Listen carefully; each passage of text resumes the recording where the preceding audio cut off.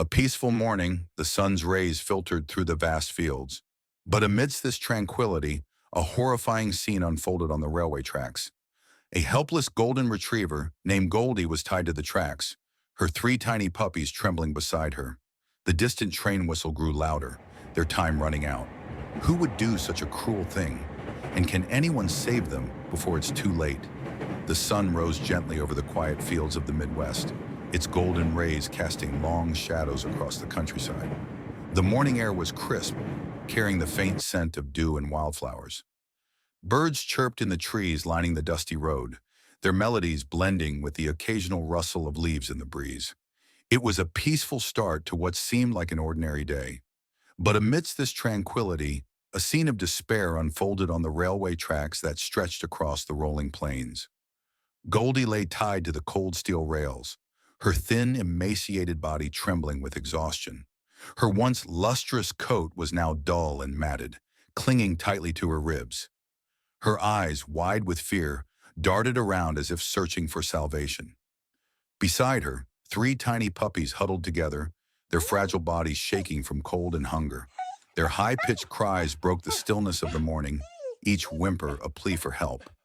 In the distance, the faint sound of a train's whistle cut through the air. The steel rails began to vibrate as the vibrations from the approaching locomotive grew stronger.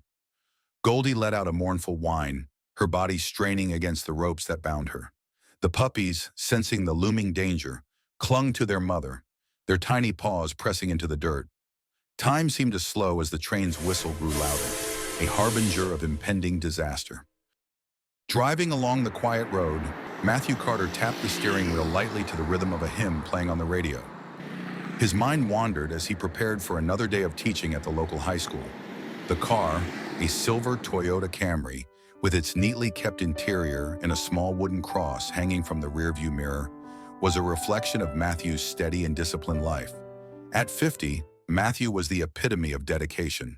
He was a beloved teacher, respected by colleagues and adored by students for his passion and fairness.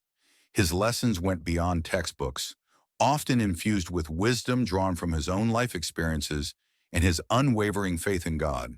But despite his outward composure, Matthew carried a quiet burden. 3 years ago, he had lost his wife, Emily, to cancer. Her absence left a void that nothing seemed to fill, not even the comforting rituals of his faith. His daughter, Patricia, only 12 at the time, had been thrust into the turbulent waters of adolescence without her mother's guidance. Now 15, Patricia had grown into a spirited teenager. Her fiery independence often clashed with Matthew's structured and principled approach to parenting. Their once close bond had been replaced by tension and misunderstandings, leaving Matthew to wonder if he was doing enough or perhaps too much. As his car rolled over the gentle curves of the countryside road, Matthew's thoughts turned to Patricia. She had been distant lately, spending most of her time with friends who seemed to share her disdain for authority. He sighed deeply, whispering a quiet prayer. Lord, give me wisdom to guide her and patience to love her through these trying times. His prayer was interrupted by an unusual sound, a faint, high-pitched whimper carried on the wind. Matthew frowned, his gaze shifting to the horizon. Slowing the car, he rolled down the window, letting the cool morning air rush in. The sound grew louder, sharper, tugging at his heart. As he rounded a bend in the road, his eyes locked onto a horrifying sight. There, on the railway tracks just ahead, Goldie and her puppies lay there. The mother dog struggled weakly against the ropes binding her, her movements growing more frantic as the distant whistle of the train grew louder. The puppies, too small to comprehend their predicament, cried helplessly beside their mother. Matthew's heart leaped into his throat. Without hesitation, he slammed on the brakes, bringing his car to a screeching halt on the shoulder of the road. Throwing the door open, he sprinted toward the tracks. The train was now visible in the distance, its hulking frame barreling down the rails at terrifying speed.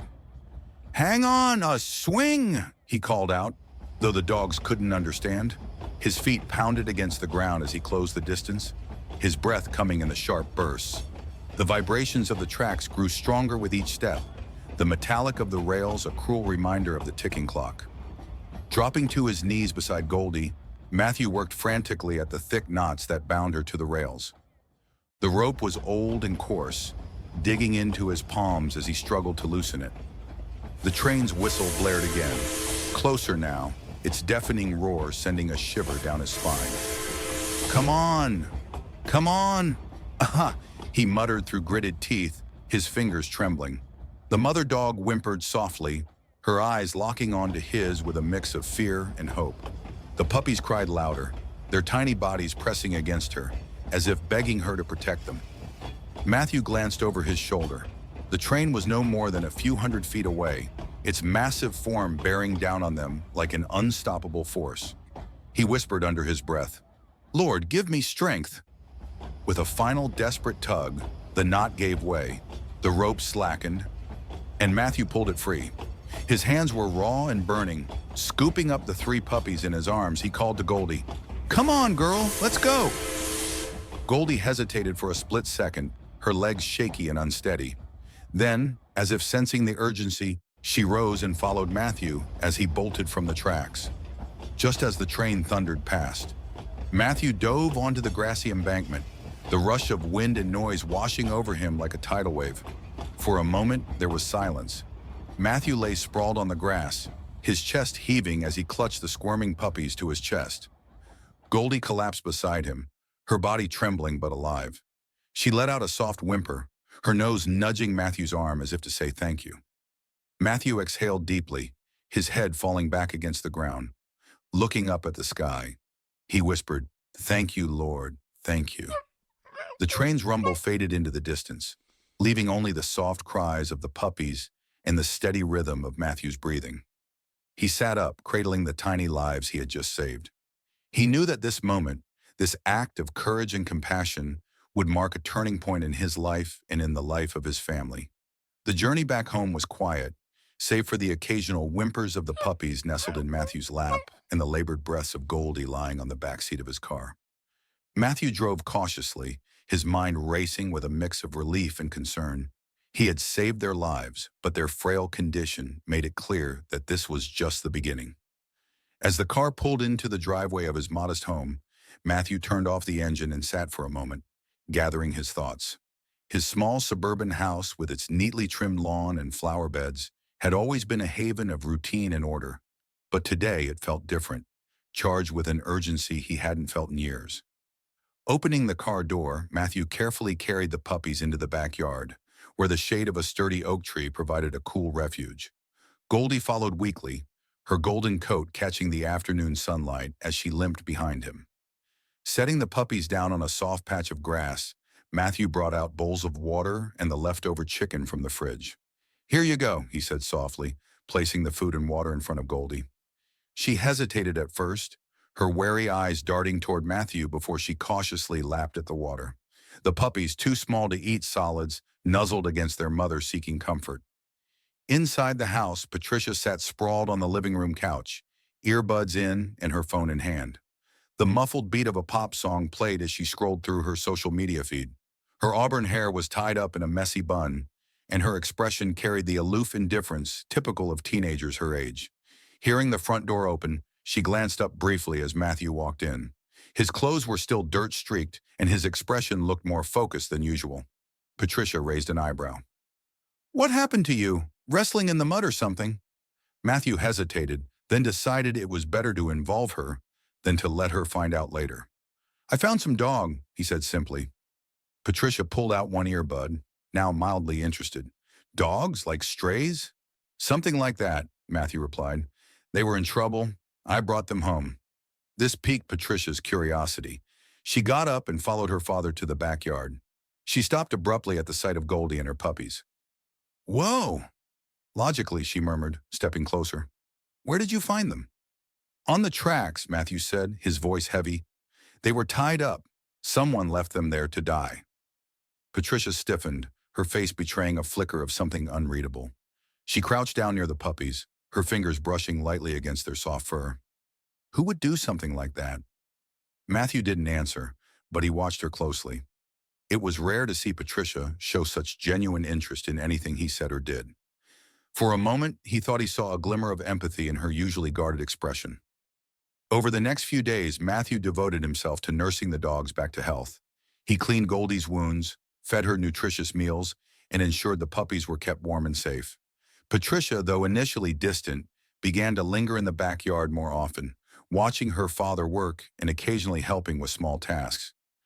She seemed especially drawn to one of the puppies, a tiny, timid creature with a soft whimper and soulful eyes. "Do they have names?" Swing Patricia asked one evening as she stroked the puppy's head. "Not yet," Matthew said, glancing up from where he was bandaging Goldie's paw. "I figured we'd wait until they're settled before naming them." Patricia nodded, her gaze distant. For a brief moment, the usual tension between them seemed to dissipate, replaced by an unspoken understanding. But the fragile peace didn't last. A few days later, while Matthew was cleaning the backyard, a neighbor stopped by. Mrs. Callahan, a kind but sharp-eyed woman, leaned over the fence with a frown. "Matthew," she called, "you've been busy with those dogs, haven't you?" "Yes, ma'am," Matthew replied, wiping his hands on a towel. "Why do you ask?" "Well," she said hesitantly, "I heard from some of the neighborhood kids about what happened. They said the dogs got tied up on the tracks because they stole food from them. Sounded like some prank gone too far." Matthew's heart sank. "Do you know who they were?" Mrs. Callahan hesitated, then sighed. "I don't like to point fingers, but your Patricia was mentioned. She's been hanging out with Jake and Mia a lot lately. I think Ryan was involved too." Matthew thanked her and returned to the backyard, his mind reeling. Could Patricia really have been part of such a cruel act? It didn't seem possible, and yet, as he thought about her recent behavior and her sudden interest in the dogs, he couldn't ignore the gnawing feeling that Mrs. Callahan might be right. That evening after dinner, Matthew decided to confront Patricia. She was in her room, scrolling through her phone as usual. "Patricia," he began, leaning against the doorframe. She glanced up, her expression guarded. "What's up?" "I need to ask you something," he said carefully. "Were you and your friends involved in what happened to those dogs?" Patricia froze, her face pale. For a moment, she looked as though she might deny it, but then her shoulders slumped. "We didn't mean to hurt them," she muttered. Matthew's heart ached at the admission. "Why?" "Patricia, why would you do something like that?" "They stole food from us," Patricia said defensively. "We were just trying to scare them off. We didn't think—" Her voice trailed off, guilt washing over her face. Matthew closed his eyes, struggling to contain his frustration. He took a deep breath and said, "You tied them to a train track, Patricia. That's not a prank. That's cruelty." "I know," Patricia snapped, tears brimming in her eyes. "I didn't think it would go that far. It wasn't just me, it was Jake's idea." "Okay." Matthew knelt in front of her, his voice softer now. "It doesn't matter whose idea it was. You were part of it, and now it's our job to make it right." Patricia looked away, wiping her eyes. "What do you mean?"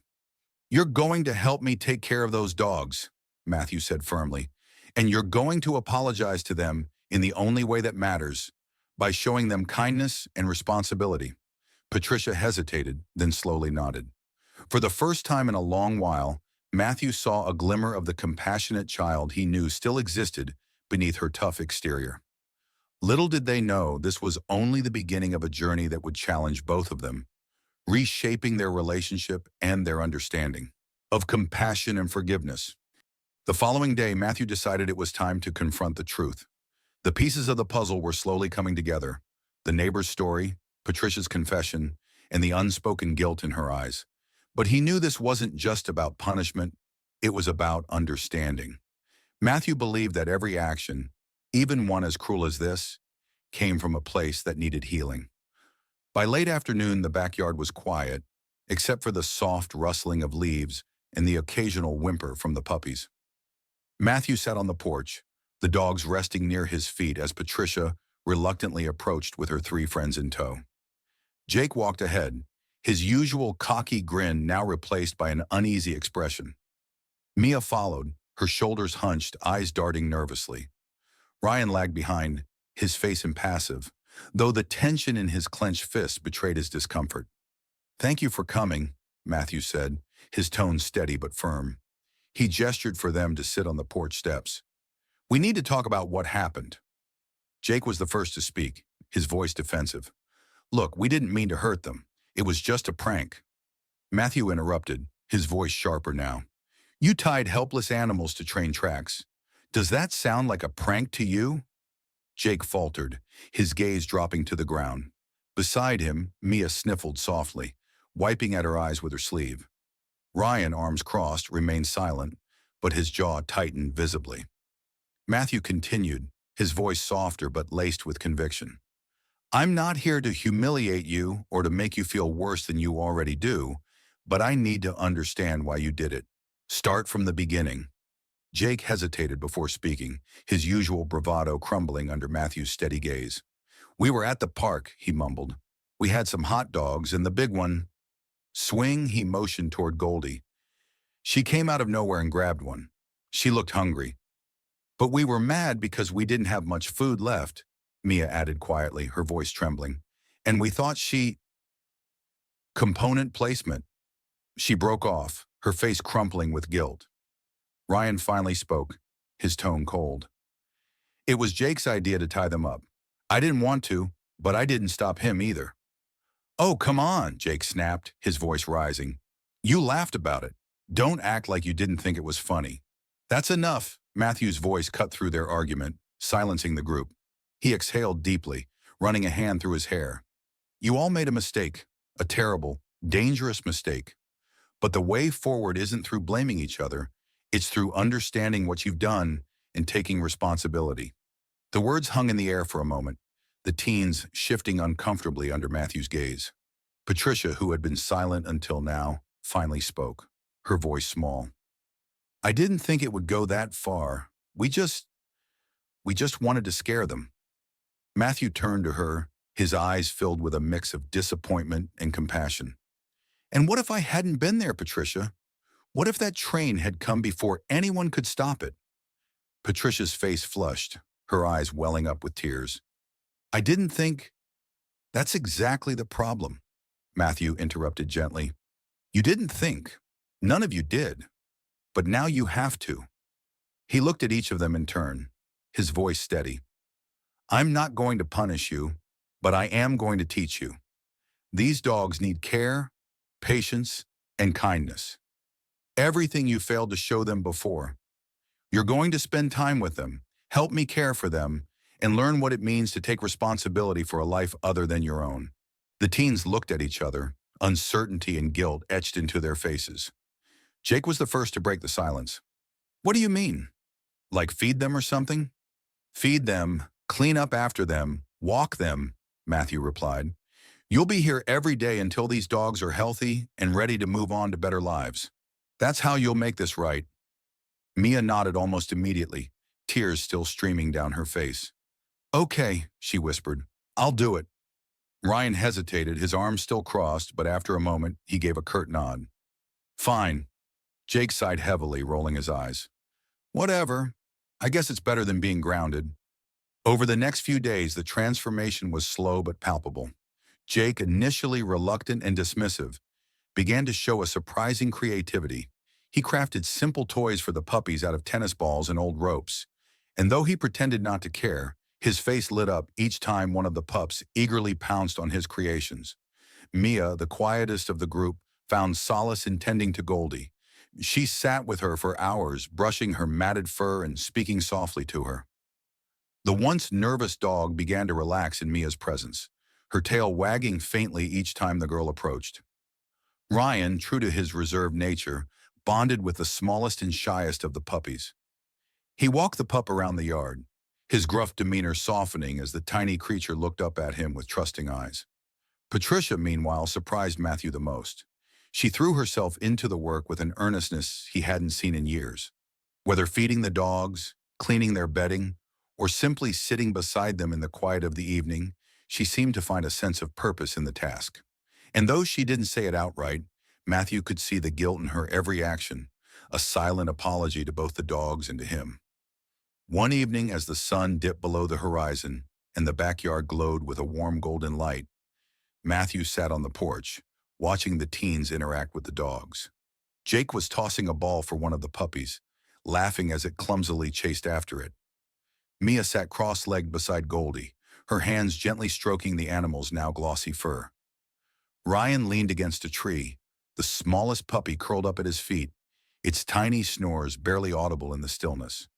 And Patricia, for the first time in years, looked content. Matthew exhaled deeply, a faint smile tugging at the corners of his mouth. The road to healing was just beginning, but he could see the seeds of change taking root. These children, once careless and thoughtless, were learning what it meant to care, to nurture, and to take responsibility for their actions. As he watched, Matthew clasped the small wooden cross around his neck and whispered a quiet prayer. "Thank you, Lord, for guiding them and for guiding me." Though the journey ahead would still have its challenges, Matthew knew that this was the turning point, not just for the dogs, but for the teens and for his family. The mornings at Matthew's home now began with the cheerful commotion of barking puppies and bustling teenagers. The backyard, once a quiet space dominated by the shade of an old oak tree, had transformed into a lively haven for Goldie and her 3 puppies. Each day, Matthew gathered Patricia, Jake, Mia, and Ryan for their responsibilities, carefully turning what could have been a chore into an opportunity for growth. "Today, we're focusing on trust," Matthew announced one morning as the group stood in a semicircle around the dogs. Goldie, now named, watched them with cautious but growing confidence. Her puppies tumbled over each other, their boundless energy drawing chuckles from the teens. "What do you mean by trust?" Mia asked, her hand nervously stroking Goldie's head. Matthew crouched down, meeting her gaze. "It means understanding what they need and showing them that they're safe with us. Goldie and her pups have been through a lot. Every gentle touch, every kind word, it helps them heal." Jake smirked, twirling a tennis ball in his hand. "So basically, don't screw it up?" "Something like that," Matthew replied, raising an eyebrow but suppressing a smile. Over the days, the group settled into a rhythm. Jake, initially aloof, began channeling his energy into making toys for the puppies. He scavenged old ropes and scraps of fabric from Matthew's shed, fashioning them into makeshift tug toys. One afternoon, he proudly held up a braided rope toy. "Check it out!" "Zrania," Jake said, tossing the rope to one of the puppies. The little dog pounced on it immediately, tugging and growling with mock ferocity. Mia clapped her hands, a genuine smile lighting up her face. "That's amazing, Jake!" Jake shrugged, feigning nonchalance, but a hint of a grin betrayed his pride. "Yeah, well, I figured they needed something to chew on besides my shoes." Mia, usually shy and hesitant, found her own confidence blossoming as she bonded with Goldie. Every afternoon, she brushed Goldie's coat, untangling the knots and cleaning away the grime of her previous hardships. Goldie's tail wagged each time Mia approached, a silent testament to the trust she had earned one evening. Mia spoke up during their session, her voice quiet but steady. "I've never really been good at anything," she admitted, running the brush gently over Goldie's back. "But this feels right, like I'm actually helping." "You are," Matthew said, his tone warm. "You're helping more than you know." Ryan, the most reserved of the group, initially kept to himself, his interactions with the dogs brief and cautious. But over time, he gravitated toward the smallest puppy, a timid little one with floppy ears and wide, curious eyes.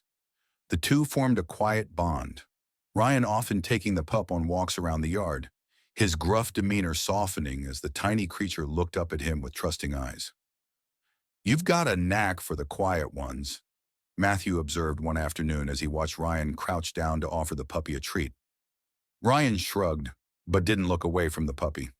"I guess I get it. Sometimes you just need space." Matthew nodded, sensing the boy's unspoken struggles. "And sometimes you just need someone to understand." Ryan glanced up, his expression softening. "Yeah, maybe." Amid all this, Matthew and Patricia's relationship began to shift. Their interactions, once marked by tension and misunderstandings, grew easier as they worked side by side. Matthew noticed the small changes. First, Patricia staying behind to help clean up after the others left, her laughter ringing out as she played with the puppies. The way she occasionally looked at him with a mix of admiration and gratitude. One evening after the others had gone home, Matthew and Patricia sat on the porch, watching the sunset paint the sky in shades of orange and pink. Goldie lay at their feet, her eyes half closed as one of the puppies nuzzled against her side. "You're good at this, you know," Patricia said, breaking the comfortable silence. Matthew glanced at her, surprised by the softness in her tone. "Good at what?" "Helping people. Teaching, I guess. Just being there when it matters." Matthew's heart swelled at her words, but he kept his tone light. "Well, it's my job, isn't it?" Patricia smiled faintly. "Not everyone would take the time, especially with a bunch of messed up kids like us." "You're not messed up," Matthew said firmly. "You're learning. We all are." As the days turned into weeks, the group began to function like a team, each member contributing in their own way. Jake's creative toys kept the puppies entertained. Mia's gentle care helped Goldie regain her strength, and Ryan's quiet presence soothed the most timid of the pups. Even Patricia, once distant and defiant, now took pride in her role, often taking the lead in organizing their tasks. Through their shared care for the dogs, they learned lessons far beyond the practical. They discovered patience in the wagging tails that greeted their efforts, forgiveness in Goldie's trusting gaze, and compassion in the small, furry lives that depended on them. And though none of them said it aloud, each of them carried the quiet satisfaction of knowing they were making amends, not just to the dogs, but to themselves and each other. For Matthew, the transformation he witnessed was nothing short of miraculous. The once fractured group of teens was growing into individuals who cared, who tried, who learned. And as he watched Patricia laugh with her friends in the backyard, her walls slowly crumbling, he felt a deep sense of gratitude. One evening, as the last rays of sunlight bathed the yard in a golden glow, Matthew clasped the cross around his neck and whispered a quiet prayer. "Thank you, Lord, for showing them, and me, the power of kindness." Though there was still much to do, Matthew knew they were on the right path. This journey, born out of cruelty and mistake, had become one of redemption, compassion, and connection, a journey that was transforming not just the dogs, but everyone involved. The backyard was now a place of joy and healing. Goldie had regained her strength, her once dull coat now gleaming in the sunlight, her 3 puppies brimming with energy, dashed around the yard, tumbling over each other in playful abandon. The transformation was remarkable, a testament to the care and love they had received over the past few weeks. Matthew stood by the fence, a small smile tugging at his lips as he watched the scene unfold. The teens were scattered across the yard, each immersed in their tasks. Jake was tossing a makeshift toy for one of the puppies, his laughter echoing in the air. Mia was gently brushing Goldie's coat, her voice soft as she hummed a tune. Ryan, ever the quiet one, sat cross-legged in the grass, the smallest puppy curled up in his lap. And Patricia, his daughter, who had once been distant and defiant, was crouched down playing with one of the pups, her smile bright and genuine. For the first time in years, Matthew felt a sense of peace, but more importantly, he felt hope. That evening, after the teens had gone home, Matthew and Patricia lingered in the backyard. Goldie lay at their feet, her head resting on Matthew's shoe, while the puppies dozed in a pile nearby. The fading sunlight painted the sky in hues of orange and pink, casting a warm glow over the quiet yard. "Dad," Patricia said suddenly, breaking the silence. Matthew looked at her, surprised by the softness in her tone. "What is it, sweetheart?"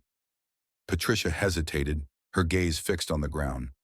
"I've been thinking about Mom, about everything she did for us." Matthew's heart tightened at the mention of his late wife, Emily. It wasn't often that Patricia brought her up, and when she did, it was usually in passing. "She was amazing," Matthew said, his voice tinged with both warmth and sadness. "She had this way of making everyone feel special, like they mattered. She loved deeply, especially you." Patricia nodded, her eyes glistening. "I remember how she used to talk to me when I was scared. She always knew what to say." Matthew smiled faintly, his mind flooding with memories. "She had a gift for that. I think about her every day, especially when I look at you." "Me?" Zerenia Patricia asked, her voice laced with disbelief. Matthew reached out gently, placing a hand on her shoulder. "You remind me of her, the way you've cared for these dogs, the way you've stepped up. It's what she would have done. I'm proud of you, Patricia." Patricia's face softened, and for a moment, the walls she had built around herself seemed to crumble. "Thanks, Dad," she said quietly. The following days brought more opportunities for connection. Matthew, seeing how Patricia had begun to open up, started sharing stories about Emily. Stories he had kept to himself for years. He told Patricia about the time Emily had rescued a stray cat from a storm, how she had nursed it back to health and found it a loving home. He spoke of her compassion, her resilience, and the way she always found beauty in the simplest things. Patricia listened intently, her usual indifference replaced by a genuine curiosity. "I never knew she did all that," she said one evening as they sat on the porch. "There's a lot you didn't know," Matthew replied gently. "I think I was so busy trying to keep everything together after she passed that I forgot to share those parts of her with you. I'm sorry for that." Patricia shook her head. "You don't have to apologize, Dad. You've done so much for me already." Matthew smiled, his heart swelling with pride and gratitude. "We're a team, you and me, and I think your mom would be proud of how far we've come." Meanwhile, the bond between the teens and the dogs had deepened significantly. Jake, and who once approached everything with a smirk and a shrug, now showed remarkable creativity and initiative. He began crafting intricate toys for the puppies, each design more thoughtful than the last. "They deserve something fun," he said one afternoon, his tone surprisingly earnest. Mia, who had always been shy and unsure of herself, now exuded confidence. Her gentle care had transformed Goldie into a vibrant, trusting dog, and the experience had clearly transformed Mia as well. "I feel like I'm finally good at something," she admitted to Matthew one day. Ryan, once reserved and distant, had formed an unbreakable bond with the smallest puppy. He named the pup Scout, and the two were nearly inseparable. "He gets me," Ryan said simply, as if that explained everything. And in a way, it did. One evening, after another full day of play and care, Matthew and Patricia sat together on the couch, flipping through an old photo album. The images of Emily brought smiles and tears in equal measure. But for the first time, the memories felt more like a celebration of her life than a reminder of her loss. "You know," Matthew said, his voice thoughtful, "your mom used to say that love isn't just about what you feel. It's about what you do, how you show up, even when it's hard." Patricia nodded, her gaze lingering on a photo of Emily holding her as a baby. "I think I get that now," she said softly. Matthew looked at her, his heart full. "I think you do too." As the weeks went on, the changes in Patricia were undeniable. She was no longer the distant, rebellious teenager who kept her father at arm's length. She had grown into someone who cared deeply, who took responsibility, and who embraced the lessons of kindness and compassion. Matthew knew the journey wasn't over. There would still be challenges, still be moments of frustration and misunderstanding. But for now, as they sat together, surrounded by the warmth of their home and the love of their furry companions, he felt a sense of contentment he hadn't known in years. The gap between them had begun to close, and in its place was something stronger, a bond built on understanding, love, and the legacy of a woman who had inspired them both. The backyard was bustling with excitement. Goldie lay under the oak tree, watching her puppies tumble over each other with wagging tails and playful barks. The teens were scattered around, each of them holding a leash and nervously adjusting collars on the pups. Today was the day Jake, Mia, and Ryan would be taking the puppies to their new homes. Matthew stood at the porch, a smile of pride lighting up his face as he watched the scene. The transformation of the teens was as heartwarming as the recovery of the dogs. From the moment they'd agreed to take responsibility for the animals, they had grown into more thoughtful, compassionate individuals. "All right, Zrania," Matthew called, clapping his hands. "Everyone ready?" The teens nodded, though their excitement was tinged with bittersweet emotions. Over the weeks, each of them had grown attached to the puppy they had spent the most time with. Saying goodbye to the rest of the litter, even while taking one home, felt like parting with family. Jake was the first to step forward, crouching down to pick up the largest puppy, a boisterous ball of energy with a wagging tail and sharp eyes. "This guy is coming with me." "Logically," Jake declared with a grin. "His name's Rocket, fits, doesn't it?" The puppy barked in agreement, squirming in Jake's arms as if eager to explore his new home. Jake laughed, adjusting the pup in his arms. The once arrogant teenager now looked genuinely excited and proud to take on this new responsibility. Rocket's going to keep you busy, Matthew said, chuckling. But I think you're up for the challenge. Yeah, Jake replied, his voice steady. I think I am. Next was Mia, who knelt beside a gentle, doe-eyed puppy. This pup had a quieter demeanor, often sticking close to Mia during their playtime. She adjusted the pink collar around its neck, her hands trembling slightly with nervous excitement. I'm calling her Bella, Mia said softly, stroking the puppy's head. She's sweet and kind like she deserves a pretty name. Matthew smiled. Bella's lucky to have you, Mia. You've got a gift for bringing out the best in others. Mia blushed, but her smile was bright as she lifted Bella into her arms. For someone who had once doubted her abilities, this moment felt like a declaration of confidence and love. Ryan stood apart, cradling the smallest puppy in his arms. The pup, now named Scout, had grown significantly under Ryan's quiet care, but still retained its shy, cautious nature. Ryan had always been gentle with Scout, understanding the little dog's need for patience and reassurance. I think Scout's going to like it at my place. Zrenie, Ryan сказал, взглядывая на Матфея. We've got a big yard and it's quiet. Matthew nodded, sensing the deeper connection between Ryan and Scout. He's going to thrive with you, Ryan, and I think you'll thrive with him too. Ryan's expression softened as he scratched Scout behind the ears. Yeah, maybe. We'll figure things out together. As the teens prepared to leave with their new companions, Matthew felt a pang of pride and sadness. These young people who had once acted thoughtlessly had grown into responsible and caring individuals. Their bond with the puppies had been transformative, not just for the dogs, but for themselves. Before they left, Matthew gathered them in the yard. Goldie stood beside him, her golden coat gleaming in the sunlight. I want to say something before you all go, Matthew began, his voice steady but full of emotion. What you've done for these dogs and for yourselves is remarkable. You've shown that people can change, that mistakes can be mended with kindness and effort. I hope you carry that with you wherever life takes you.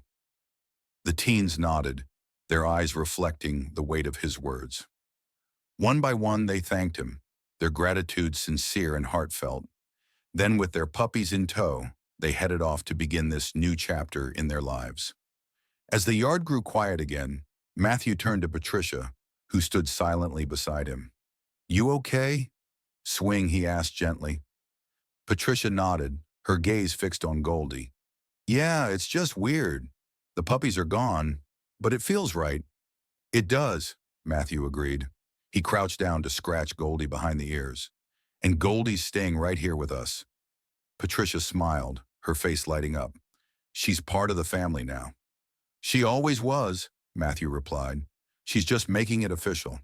The days that followed were quieter, but filled with a new sense of purpose.